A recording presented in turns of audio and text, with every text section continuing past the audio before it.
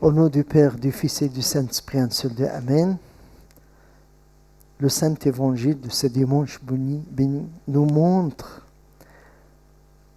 l'autorité divine de Jésus sur les démons. Et par la grâce de Dieu, on va mentionner 3 points à propos de l'autorité de Jésus sur les démons. Premièrement, sa présence. Deuxième point, son ordre. Troisième point, son nom. Premièrement, sa présence. Deuxième point, son ordre. Troisième point, son nom. Premièrement, sa présence. En fait, les démons s'effrayaient de Jésus-Christ et s'écriaient à sa vue et à sa présence. Pourquoi ? Pour ne pas être détruits ou tourmentés. Pour ne pas être détruits ou tourmentés.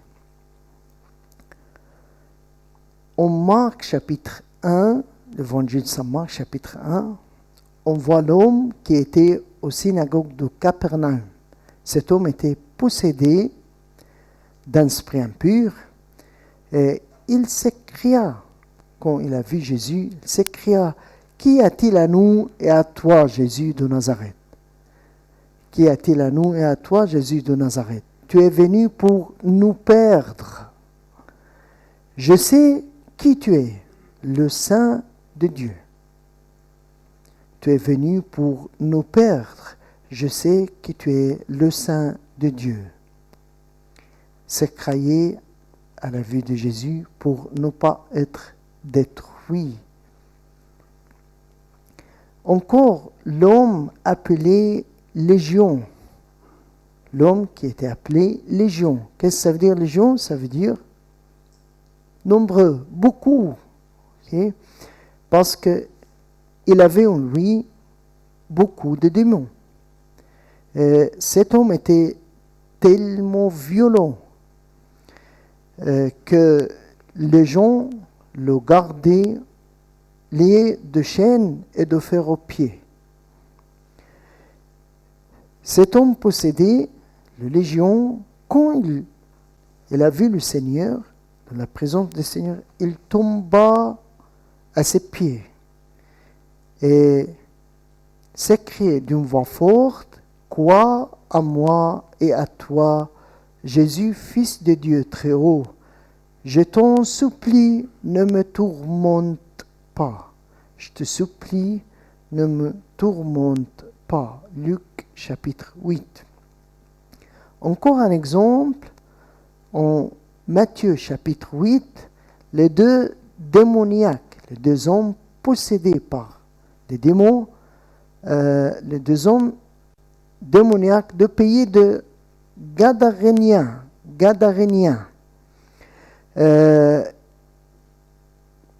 Ils sortaient des tombeaux et étaient si redoutables que personne n'osait passer par là.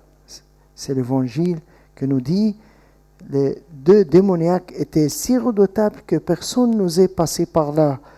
Ils vinrent à la rencontre de Jésus et lui crièrent, « Que nous veux-tu, Fils de Dieu ? Es-tu venu ici pour nous tourmenter avant le temps ? Es-tu venu ici pour nous tourmenter avant le temps ?» Et le Seigneur, comme vous savez et vous vous rappelez, le Seigneur leur permit de sortir pour entrer dans le troupeau des pourceaux.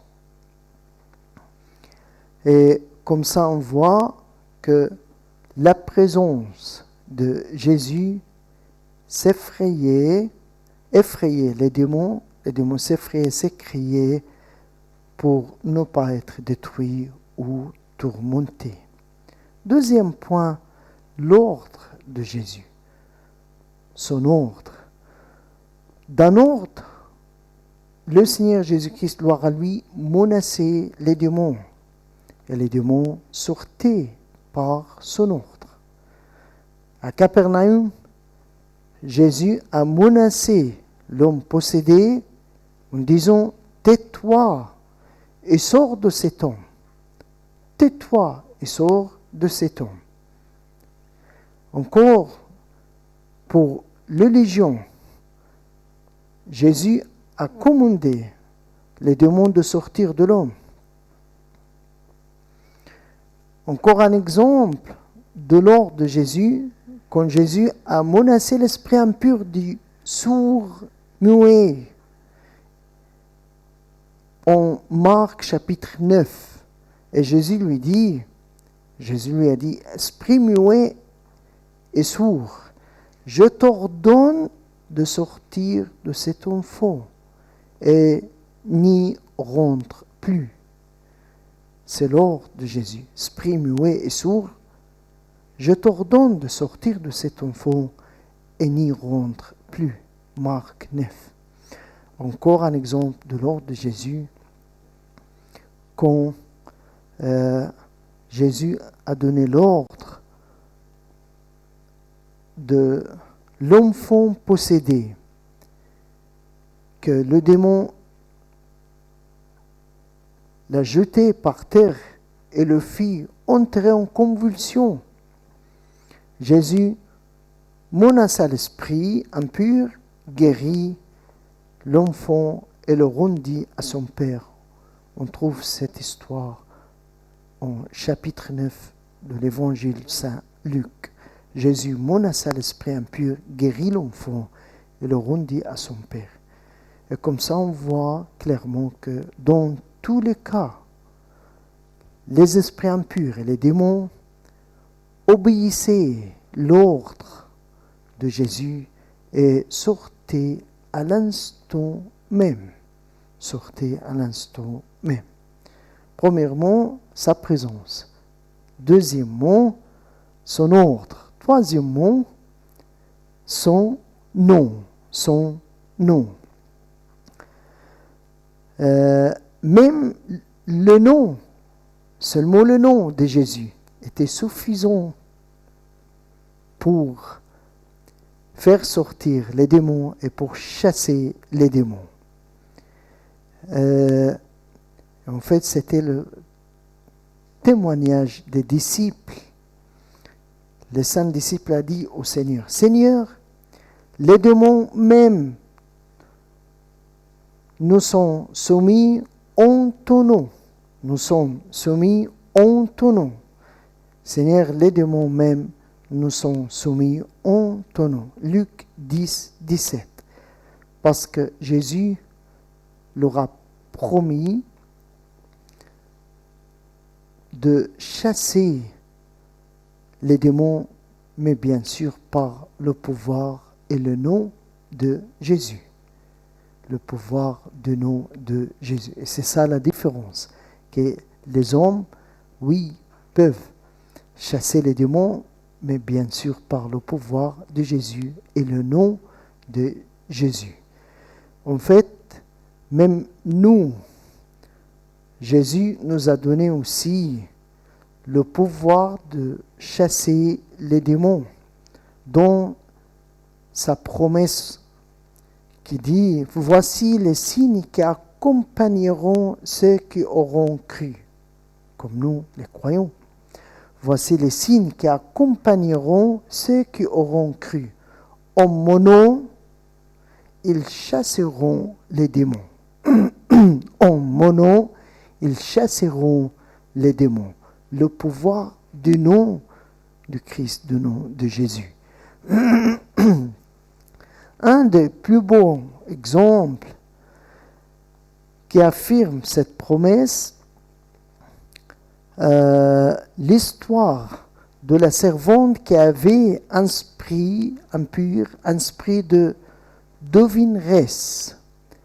Elle suivait Saint Paul, et Saint Paul se retourna et dit à l'esprit, « Je t'ordonne au nom de Jésus-Christ de sortir d'elle. » Et elle sortit à l'instant même. Acte chapitre 16, verset 18. Je t'ordonne au nom de Jésus-Christ de sortir d'elle. Et il sortit à l'instant même. Voici les signes qui accompagneront ceux qui auront cru.